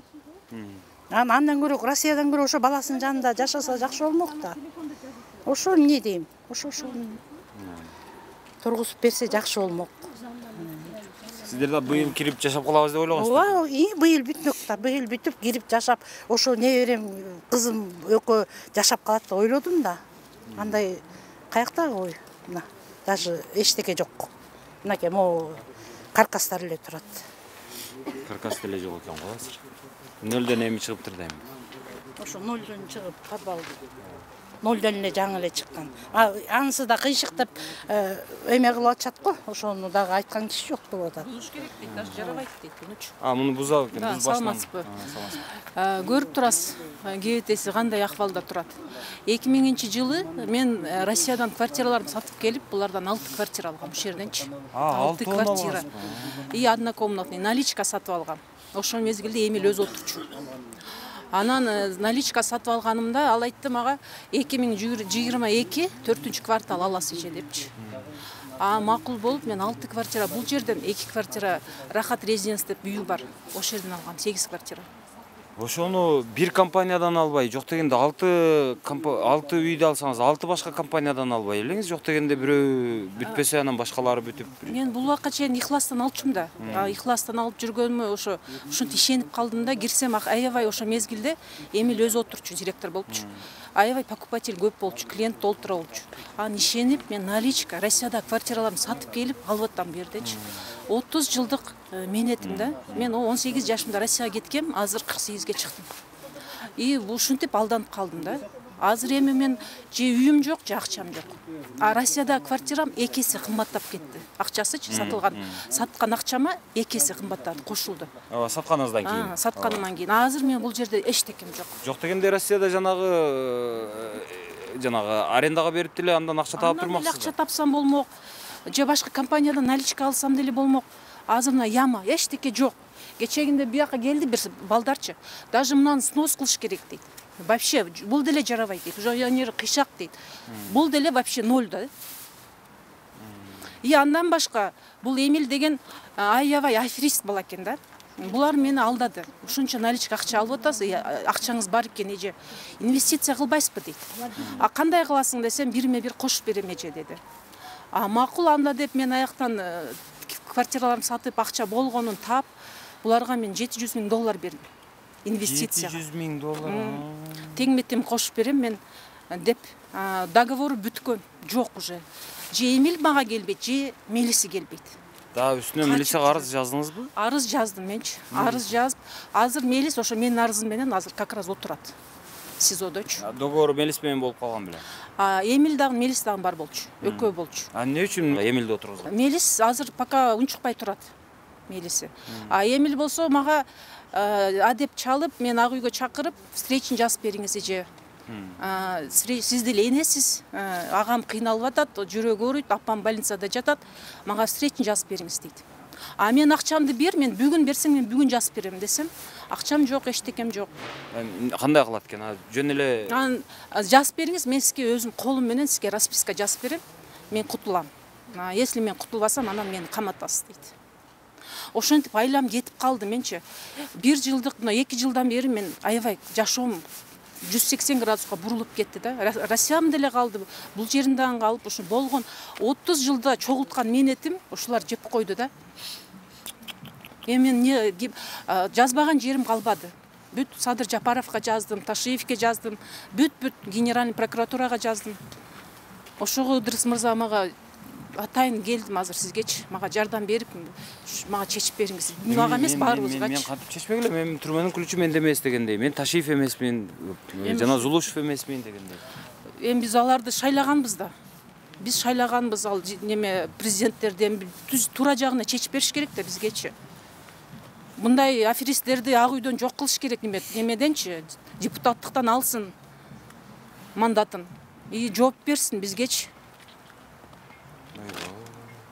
Ошондо азыр сиз кантип оокат кылып атасыз? Башка запасыңыз бар беле бир аз? Азыр жолдошум Россияда, ошо жолдошум мазаздан таап отурат, мен бара албай атам, мен ушуну таштап кантип барам, мен ушунча нерсени таштапчы. Жолдошуң экөөңүздөр урушпай атасызбы?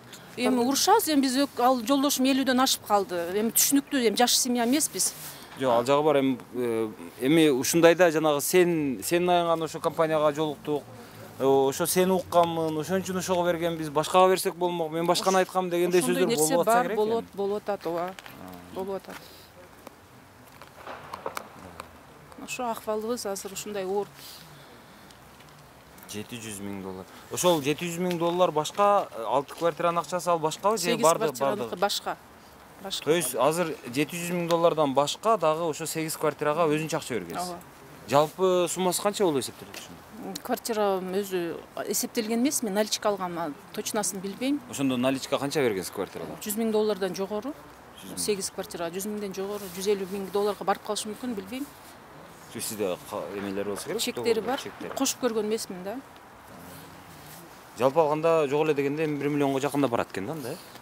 1 миллион долларга. Ошондой болуп калат, эми ооба. Азыр бул боюнча ошол документ бирдемелер барбы? Квартира боюнча баягы долевой. Тиги договор, инвестиция боюнча договор, чегим бар. Чек берген, что мен ушунча сумма вложила депчи. Анан договорум бар. Азыр бардыгын ушул жерден, ошо 6 квартиранын бардыгын 8 деп атасызбы, 6 деп атасызбы? Квартира бул жерде, 2 квартира Рахат резиденцияда. 8 квартира. Сизчи эже? Саламатсызбы, мен деле 3 жыл Москва шаарында иштедим. Баламды таштап коюп, болгон тапкан акчаны ушул жака салгам. Ушу 3 жылдан бери күтүп жүрөм. Кайра келдим, келсем үй жок. Эми кайра кетиш керек. Канча балаңыз бар? 1 балам бар. Өзүңүз жалгыз жашайсызбы? Ооба. Буга канча бергениңиз эми жалпы? Буга жалпы 1 миллион 200 бердим. 800 000 калды, однокомнатный квартира болду. Ошол. 800 000 азыр төлөгөндөн коркуп отурасыз? Ооба, коркуп отурам. Хажа жок дегенде акчамды чыгарып кетсем деген үмүт менен. Башка компанияга салган? Ооба, башка компанияга салганга, жеримге үй салганга. Биз канча балаңыз бар? Мен 2 балам бар. Азыр 3-чүсү боюмда. Биз бул квартираны 2022 жылы алганбыз. Биз биринчи могу Берекеден алган болчубуз да. Анан Береке менен бул жактын акчасын салыштырып, анан бул жакта жанакы менеджер кыздардын калп сөздөрүнө алданып, анан ушул жака көчкөнбүз да. Алар эмне деп алдашат? Ал кезде деген подаркалар ойнотулуп аткан. iPhone, бир кызыктыруучу белектерди коюп коюшкан да булар. Ошондойлор менен алдашкан элди. Негизи көпчүлүктү ошондой менен алдаган. Алдап кызыктырып, анан башка компаниялардын акчасынан булар арзаныраак кылып сатып, элди алдашкан да. Биз деген эң биринчи квартира алып атканыбыздын себебинен биз көп нерсени билген эмеспиз. Анан алданып алып алганбыз бул жакта. Ошондо биз 2022-2023 1 жыл болду да күтүп атканыбызга. Анан азыр болсо кайра эле ушул Берекенин башка объектисинен алдык. Бул могул эмеден ал уже өтүп кетти да. Булардын курулушунан өтүп кетти. Ал бул курулуш болсо токтоп турат. Ошо жарым акчасын төккөнбүз. Жарымын болсо рассрочка кылып бөлдүрүп алып төгүп атканбыз айына. Азыр эми каякта ошондо Берекеде жашап атасыздарбы? Береке бүтүп турго? Береке азыр бүт элек башка объектисин алганбыз да, Московскийдегиде. Бул жактан эсли Берекеден биринчи алган квартирабызды ошол жактан эле алган болсок, мисалы жашап калмакпыз. Азыр бүт бардыгы жашап атышат элдер. Биз болсо Марсалга алданып жүрөбүз. Марсал деген ким? Марсал ушул объект аты да. Азыр бул объектиге 196 миллион 344 миң акча төгүлүптүр да. Ошончо акчага курулган 3 жылдык жыйынтык ушул болуп атат да. 3 жылда. 196 миллион сомго ушунча эле объекти куруп коюшту. Анан калган акчаны кайка кетирди дейсиң да. Анан жок. Эмилдин өзүнө эле айттык, сен акчаны сапырып барып туруп эмеге отура калсам эле бүтүп калат деген ойдо бардың. Сен азыр никто кылып койду президент. Десек, жок, мен сөздүн баары ал жакта эмес, ал жака мен өзүм акчам эле кеткен, аз эле акча кеткен болчу дейт. Эми депутаттыкка, мандатка, депутаттык креслону өзүңөр басым билесиңер, миллион долларлар менен отурасың ал креслого. Ошого эле акчанын баарын сапырып салган. Десек, жок, мен андай кылган эмесмин. Мисалга, мен ал жерге тиешем жок дейт. Тиешең жок болсо андан не чуркап келесиң? Ушунча эл көтөрүлгөндө эле өзү кошо келе калат деле. Кое тургула, мына мен киши алып келдим. Мына булар иштеп баштады, мынча күндө уже результат көрсөтөт. Ал спектакли 2 күндө түгөйт. Биз кеткенден кийин 2 күндөн кийин ошо кишилери да жок, өзү да жок, ошо менен телефону да өчөт, номери да алмашат, ошо боюнча ушинтип мына 3 жылдан бери ушинтип атат. 3 жылда кыйрылган 196 миллионго курулган объектибиз ушул. Өзү депутат. Өзү депутат. Өзү жыргап отурат, биз монтип, сыздап, монтип, кышта монтип күтүп отурабыз. Эми негизи биз бийликке кайрылалы деп ошол эмеге кайрылсак деген, президентке кайрылсак деген үмүтүбүз ошол эле калды да. Башка жолуна прокуратурасына да жаздык, башкасына да жаздык. Ал жактан уже результат чыкпай атат. Биз ана териштиребиз, баарын жазып бүткүлө, ана кылабыз, мына кылабыз менен алар деле убакыт созулуп келатат. Билбейм, булардын ортосунда келишими барбы, түшүнүксүз болуп атат ал жагы. Негизи анан ошо бир гана выход, ошол бизде президент укса деген гана үмүт калды да. Президентке жетсе, ушул эмени бир жагына чечип берсе, бизге, например, биз ушул объектини бизге өткөрүп бергиле, биз куруп берели дегендер деле келип атат бизге. Биз өзүбүз куруп берет элек деген. Акчасын алып койсо, каяктан куруп берет эми? Алар мисалга бул жакта салынган акчанын эмеси бар. Еще бизде экинчи блогубуз да бар да, сатыла элек. Ушул экөөнүн эмесин салыштырып көрүп, алар ушул БГда алардан деле мисалга Эмилдин өзү карыздары бар экен. Ушуну биз өзүбүз куруп тургузуп бермекпиз элге деп суранып атышат. Бул жактан эч кимге сатыла элек бекен? Мындан сатылган бар. Мындан сатылып кеткен. Мындан да бар, азыраак бирок. Основной мындан сатылган да. Б блоктон сатылган. Канча квартиралуу, өзү канча квартиралуу? 150. Ошону канча сатылган эми? Анан 80ден ашыгыраак процент сатылган да. Анда эле эми парковкасы турат, торговый площадкалары турат. Ошолор менен мындай салыштырып эсептеп чыксак, анан биз бийликке өзүбүз деле мындай түз барып, инициативный группа түзүп деле барсак, ошону бизге бер, болбосо биз өзүбүз курганга аракет кылалы. Болбосо мамлекет бизге ушундай акча бер, биз өзүбүз калганын уюштуруп кетели, калган акчаны Эмилди залогка кылдыра берсин деген ошол эмеге барат. Эмилдин ал өзү азыр эч кандай баалуулукка ээ эмес да, ал жөн эле эт да мындай болгондо. Аны билбейсиң, мен мисалга ошол акчаны каяка тапкан болсо ошол жактан suurуп келип берет да.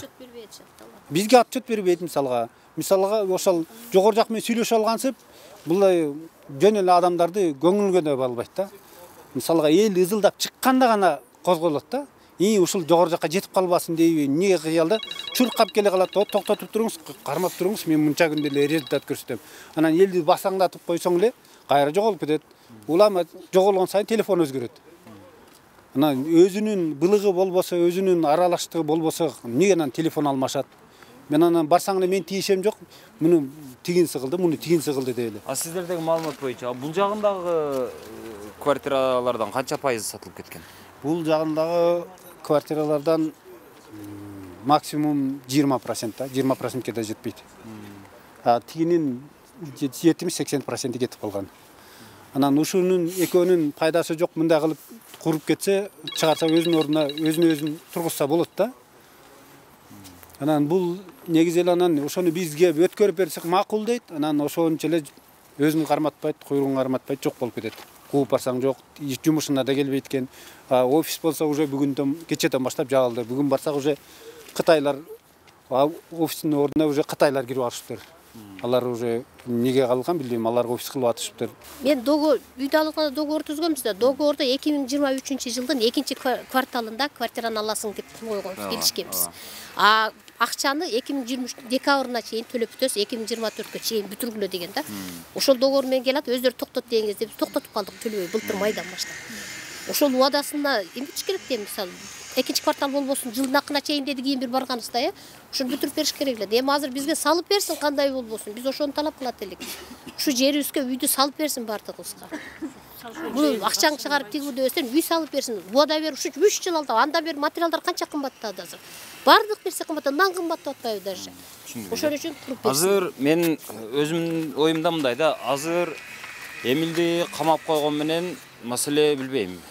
Өлтүрүп койсоң деле, камап койсоң деле маселе чечилбей калгандай. Эмилдин ордунда башка киши болсо качып кетсе керек эле. Анан бул неге качпай жүрөт? Балким бирдемеден үмүтү барбы? Кыскасы азыр кача элек. Анан ошол качып кеткенге чейин балким Эмилге бийлик өзү бир Эмилдин уадасын алып, кандайдыр бир кепилдиктерди алып, кредит береби, башка кылабы, анан ошентип мына элдин азыркы мына аманатын бүтүрүп бербесе, анда буларды азыр бийлик каяка алып барат азыр. Көрүңүздөр, азыр ушунча адамды азыр ар биринин артында 1ден, 2ден, 3ден, 4ден, 5ден балдар бар. Буларды каяка алып барасыздар? Бир эле ушул объекттен 150 адам. Ооба да, азыр мен кыдырып келе атам, азыр 1-чи, 2-чи, 3-чү, Бул 4-чү, мына 5-чи объектисине келиппиз. Азыр Бишкектеги бул Оштогу проблемасын кошпогондо Бишкектин өзүндө азыр 5-чи объектисине келдик. Азыр дагы 6-чы объектисине барабыз. 6 объекти тең бардыгында ушундай маселе. Бүттү деп адамдар жашап аткан жеринде дагы же газы жок, же отопленияси жок, же светтин кабелдери уланган эмес. Эски ошол жанагы курулушта колдонулган, убактылуу колдонулган жанагы кабелдер менен отурушат. Кыскасы бул бир дагы үйдү бүтүрбөптүр. Бир дагы үйдү жакшы кылып бүтүрүп, мындай элди ыраазы кылып, чекесин жылытпаптыр да. Ошто дагы ушундай. Бир дагы объектисине ыраазы болуп, ой, ушул компания жакшы экен деп мактаган бир кишини мынау көчөдөн ит менен издеп таппайсың азыр.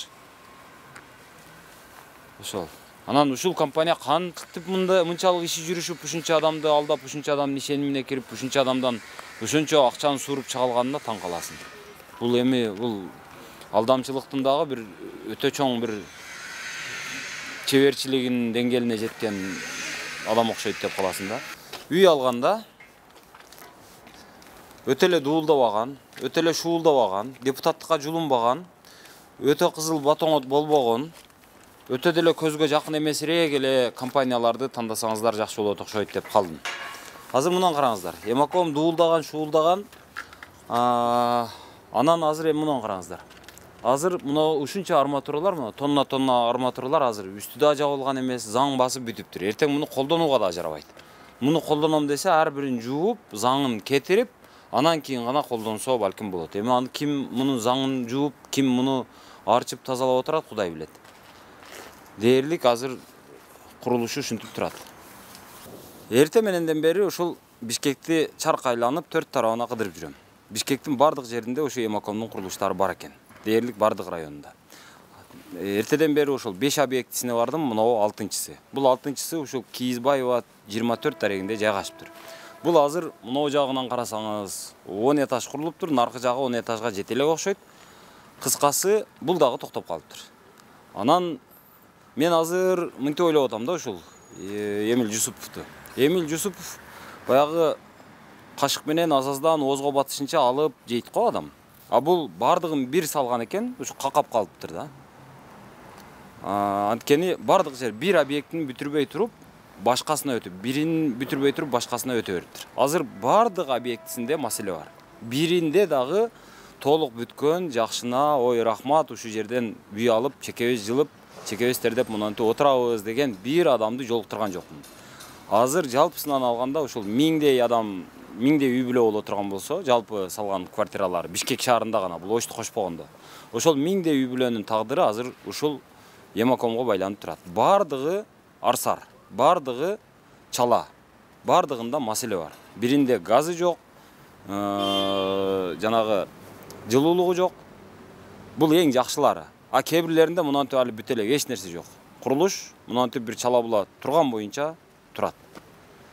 Наркы жанагы Фучиктегисине барып көрдүк. Ал жерде бир объектиси башталыптыр, анысы бузула турган болуп калыптыр. Туура эмес курулган дейт. А жанындагысы али баштап эле котлован казылган боюнча астына бир бетон куюптур. Мындай алганда подушка деп коебу, башмак.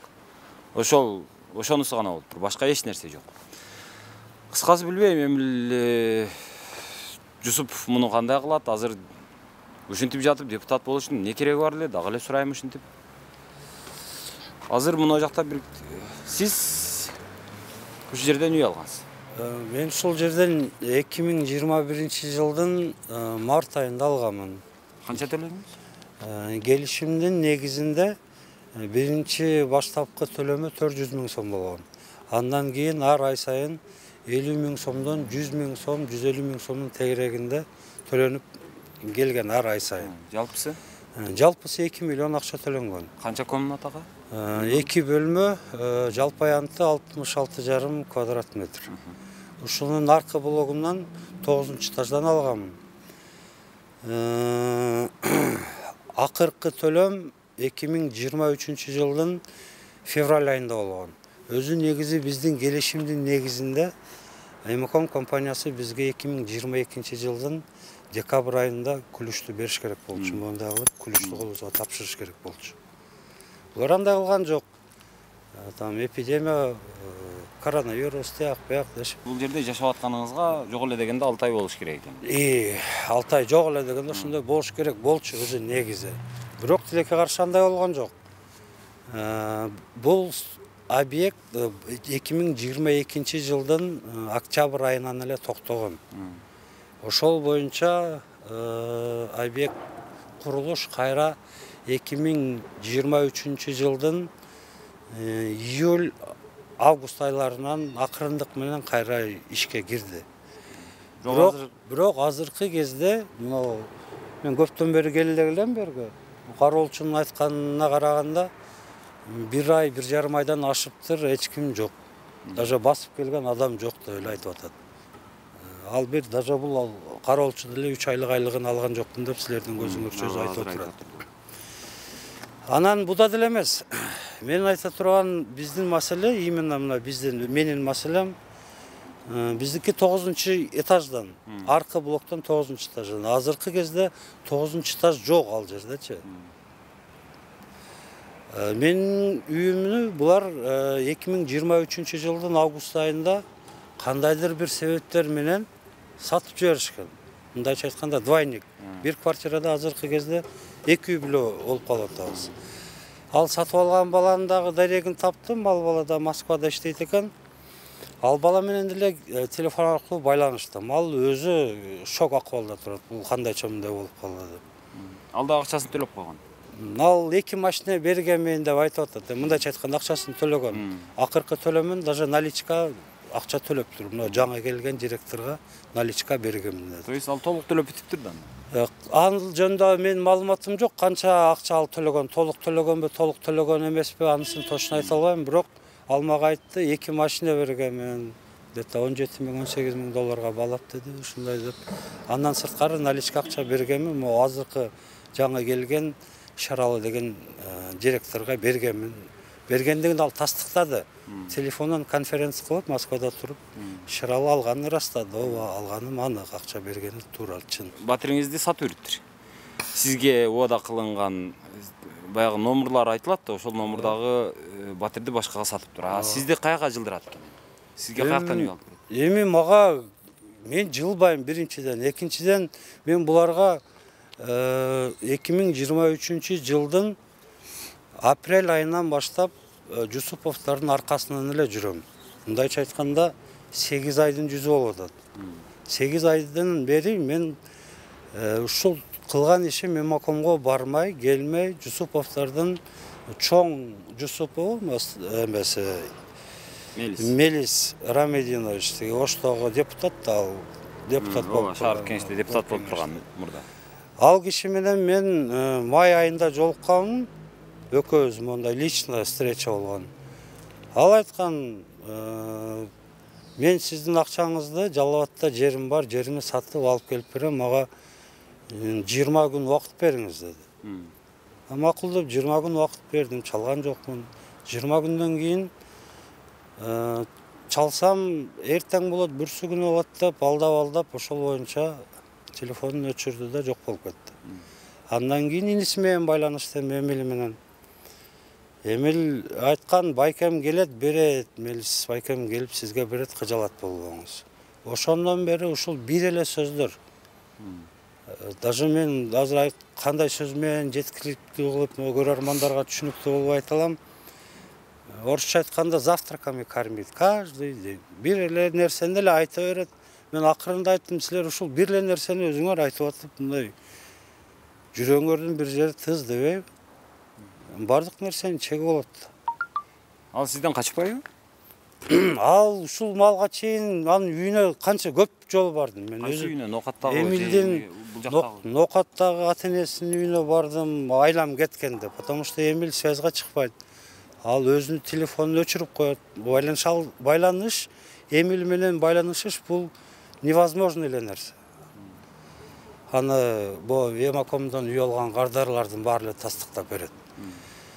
Жанында жоон топ жигиттер менен жүрөт. Ошолордун телефону менен байланышып коет. Ата-энеси эмне дейт анан айылына барсаңыз? Ата-энеси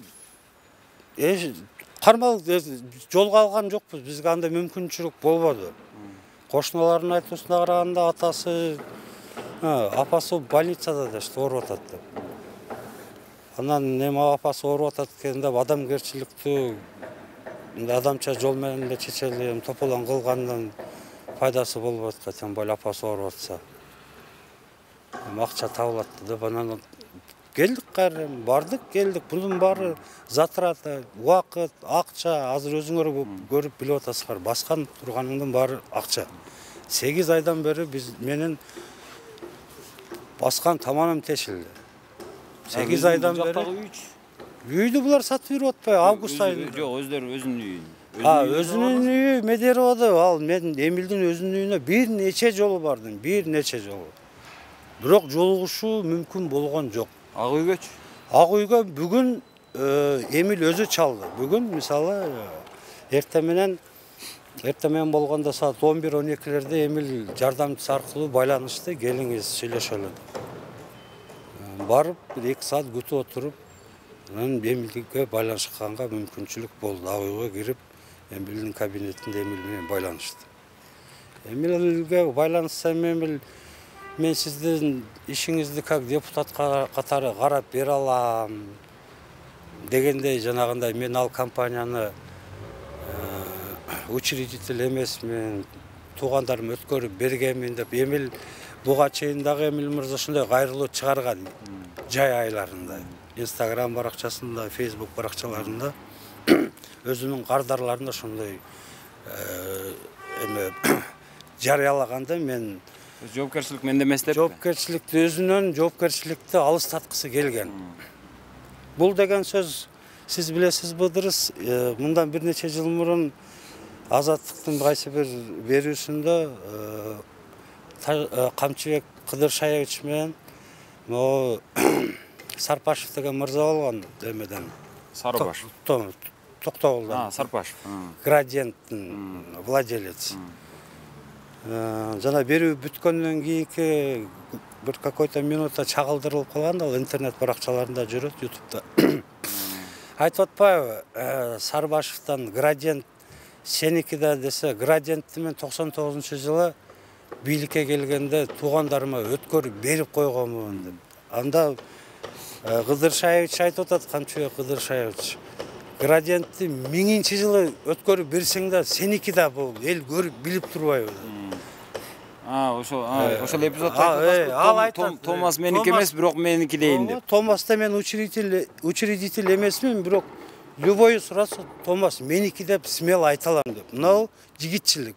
Эмил азыр Эмаком меники эмес дегендей кыр көргөзүп атат. Мен жаңы да кирип айттым. Ушул сөзүмдү ага да айттым. Сен жигит бол да. Жок, ал өзү сизди неге чакырыптыр азыр? Предмет не болду өзү сүйлөшүү? Менин чакыргандын себеби ал ушундай алыстаткысы келди. Мен толук түшүнө алган жокмун. Анан мен айттым, мен акчамды бергиле, ушунча 8 ай өттү, жетишетти. 8 айда мен орукчан кылып салдыңар силер. Мен эле эмес, бу жерде үй бүлөсүнөн ажырап калгандар бар, ажырашып кеткендер бар. Ушул Эмакомдун айынан ошол болгон нерсе факты бар булар. Десем беребиз, баягы эле жомоктор. Булардын жомокторунун баарын калем менен барак болсо жазып жүргөн болсом, бир том кадимкидей китеп болмок. Бунун жанында жүргөн жан жокерлөрү, жардамчы болмуш болуп жүргөн жигиттер. Булардын бар жогу ассаламу алейкум деген эле сөзү туура. Калган бир да сөзүнө ишеничке мүмкүнчүлүк жок. Ишенсе болбойт. Акчаны не дейт булар? Макул, ушунча акча сиз берипсиз, сизден башка ушунча эл бериптир. Акча каяка кетиптир? Ага акча бул жака кетти деп биринчиден эч кимиси отчет бербейт. 100% айта албайт. Себеби эч кимиси акчага бул жерде бардык финансовый поток до копейки. Бул через Эмил аркылуу болгон нерсе болуп дагы келатат, ошондой болуп дагы кетет дальше. Бул жерде бир гана Эмил мырзанын гана жоопкерчилиги. Эл эмне үчүн Эмилден үй алышты? Эмил Рамидинович жогорку кеңеште олтурат, бул элдин өкүлү деп алды. Башка адамдардан мен келип, кел менен үй ал десем, эл албайт. Мени тааныбайт. Бул жакты тааныбайт, туурабы? Bunun el ökülü деген атына ишенип, ел эмилде ээрчип, акча салышкан бул компанияга. Этегинде азыр өзүңүз көрүп атасыз, бардык объекттери көйгөйлүү. Көйгөй жок, объект жок. Баарында бир эле көйгөй. Эми элдики го мейли, үйлөрү бар. Биздинки башкача болуп турбайбы? Азыр бизде турган эле үйдү сатып жүрүп атышат. Макул, сатсаң сатыпсың. Анысыңа деле мен каршы эмесмин. Раз саттыңбы, саттың. Келе менин акчамды бер да, кана ошол. Тигиге саттың, алсаң акча берди да. Фантик берген жок. Ошол акчамды бер. Ассаламу алейкум. Мен өзүмдүн ишин кылам, сен өзүңдүн ишин кыл. Жок, 8 ай болду. 8 айдан бери ээрчип эле жүрөм. Бир эле нерсе. Айтып атпайбы, депутаттыгына дагы биз ишенгенбиз, депутаттыкты дагы мындай кайсы бир деңгээлде кепилдик катары көргөнбүз деп атышат да. Ушул жерден ушуга окшогон кишилер ушул депутат деген, парламент деген, эл өкүлү деген бул чоң институт да. Анан ушул эл өкүлү деген атты дагы дискредитация кылып, эл өкүлүнө болгон ишенимди дагы ушунчалык түшүргөндөрдүн бирөөсү эми буга чейин деле түшүрүп келишкен. Депутаттардын көпчүлүгүнө эл ишенбей калган. Депутаттарды жана мазактап жүрбөйбүзбү? Чимкирик деп атабыз. Дагы эмне ошол жеп жутат деп атабыз. Жалган сүйлөгөн кишине келечекте жакшы депутат болгудай экенсиң сен деп жалган сүйлөгөн жаш баланы ушундай дейбиз. Эми ошол аз келгенсип, эми ошондой жанагы жаман сөздөрдүн бардыгына дагы бир тастыктоо болуп атат да. Ошол эми жаңы эле келген депутат болсо, ошо жаңы келген депутаттын өзү ушунчалык артында ушунча былыгы, ушунча кашасы менен келип аткандан кийин бул дагы деги эле кыргыз парламентине, кыргыз бийлигине ишеним алып келбейт да, кадыр алып келбейт. Анан ушундай адамдарды каяктан таап алып келип ошол парламентке алып кирип аласыңар, мен түшүнбөйм. Чын-чынына келгенде ал өзү келген жок да, аны кимдир бирөө тизмеге кошту, кимдир бирөө биз менен барасың деди. Өздөрүнүн кайсы бир партиясынын тизмесине кошту. Мурункусунда СДПКдан бул депутаттыкка аттанган. Андан кийин мына ишенимден келип отурат азыр. Демек ошол партиянын дагы жоопкерчилиги бар да бул жерде. Бийлик, азыркы бийликтин дагы жоопкерчилиги бар. Ишеним партиясы бул азыркы бийликчил партия деп эсептелет. Демек бийликтин дагы жоопкерчилиги бар бу жерде. Азыр мынау учурда жанагы менмин деген артынан бир дагы арызы жок компаниялардын кожоюндары камалып атат. Ошондой учурда эмне үчүн Эмил Жусупов камалып отурат? Мени ушул нерсе таң калтырат. Мисалы, Бишкектеги абдан түптөлүп калган, буга чейин жаман жакшы сөз артынан ээрчитпеген, сапаты менен аты чыгып жүргөн компаниялар камалды го кече. Анан кантип бул камалбай отурат? Мен ушул сыйкырдуу күчкө мен түшүнө албайм да. Мунун артында ким турат? Мен Эмил Жусуповдун камалып кетишин деле каалабайм. Бирок мына жерде азыр миңдеген кишилердин тагдыры жатат да. Ошол миңдеген кишинин артында, мисалы, 1000 үй бүлө боло турган болсо, 1000 үй бүлөдө 4-5 киши болсо, демек бул 4000, 5000, 6000, 7000 деген киши да. Бир үй бүлө да бүтүндөй. Бишкекте 7000 деген киши бул оңой эмес чындыгында. Биз Бишкек өтө деле чоң шаар эмес бул. Эми кандай кылып чечесиңер мен билбейм азыр. Мына бийликтин өзүнө азыр бул проблема, азырынча бул Эмил Жусуповдун проблемасы болуп атат. Ушул ага ишенип акча берген 1000 кишинин проблемасы болуп атат. Бирок эртең булар топтолуп, эртең булар чындап наразычылыкка чыга турган болсо, бул бир эле Эмил Жусуповдун проблемасы болбойт бул. Бул бүтүндөй бийликтин проблемасы болот.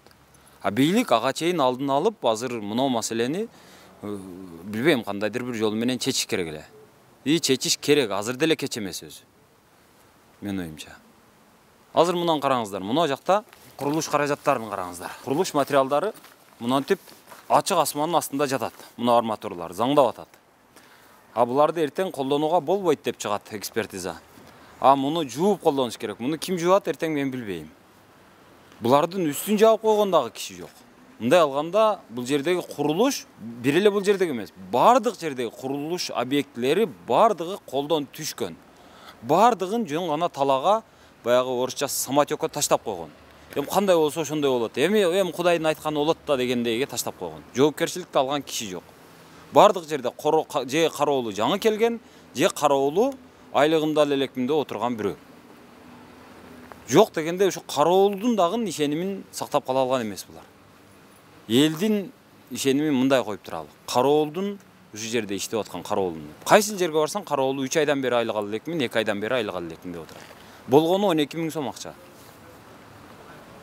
Ашып кетсе мына киши айтып атат, азыр 15 000 айлыгым бар дейт. Ошол 15 000 айлыгымды мына 3 айдан бери берилек дейт. Бул жака келген киши жок дейт. Ушул. Кече Ошты көрсөткөнбүз, эми бүгүн Бишкекти көрсөтүп атабыз. Азыр Эмил Жусупов кече мага байланышкан. Телефон чалган. Экинчи тарапты угуп коесузбу деп суранган. Мен угамын дедим. Бирок азыр бүгүн байланыш элек, бирок биз өзүм дагы колум бошогон жок, анткени бүгүн ошол мынау 6-чы объектисине келгенге чейин кеч кирди. Азыр дагы бир объектисин айтып атат, таптакыр эле аны сүрдүрүп салган деп. Анын да булар акчасын алган да. Эми аны кандай кылат? Түшүнбөйм. Азыр банкрот кыла турган болсо, банкрот кылгандан кийинки бул объектлердин жоопкерчилигин ким алат? Бийлик алабы? Бийлик ушунча адамдын жанагы милдетин өзүнүн мойнуна ала алабы? И ошону көтөрө алабы? Чече алабы? Маселе ушунда. Ушул проблемасын көрсөтүп бердим. Эртең Эмил Жусуповдун өзүн тапканга аракет кылабыз. Эмил Жусупов өзү келе турган болсо, жоопту бере турган болсо, жообун чыгарабыз. Азыр сиздердеги ушул жерде азыр мен бүгүн кечке чейин жүрүп, мен өзүмдө пайда болгон бир нече суроолор бар. Ошол суроолорду берип, жооп алып бергенге аракет кылам. Жок дегенде ушул эми. Жок дегенде адамдар азыр кырды алды, туура түшүнүш керек. Мындай же бул жактан үмүтүн үзүш керек, же үмүтүн байлаш керек, же болбосо бийлик дагы муну түшүнүш керек дагы азыркы абалды. Ошого жараша чара көрүш керек. Же Эмилди камаш керек, же Эмилге кредит береби, же болбосо жанагы убагында СДПКга сени киргизип коем, жүр СДПКнын тизмесине деп ушул Эмакомдун акчасын алган адамдар жөнүндө айтылып жүрөт. Ошол эле СДПК партиясынын мурдагы өкүлдөрү Зулпукаров баш болгон. Ошол 100 000 деген доллар акчасын алган дешип атат. СДПКнын фондуна төгүлгөн деп атат. Ал акчалар каякта? Балким СДПК төлөп берер азыр. Ошон үчүн азыр эми эртең ошол суроолордун баардыгына жооп алганга аракет кылабыз. Жүрүңүздөр, кеттик.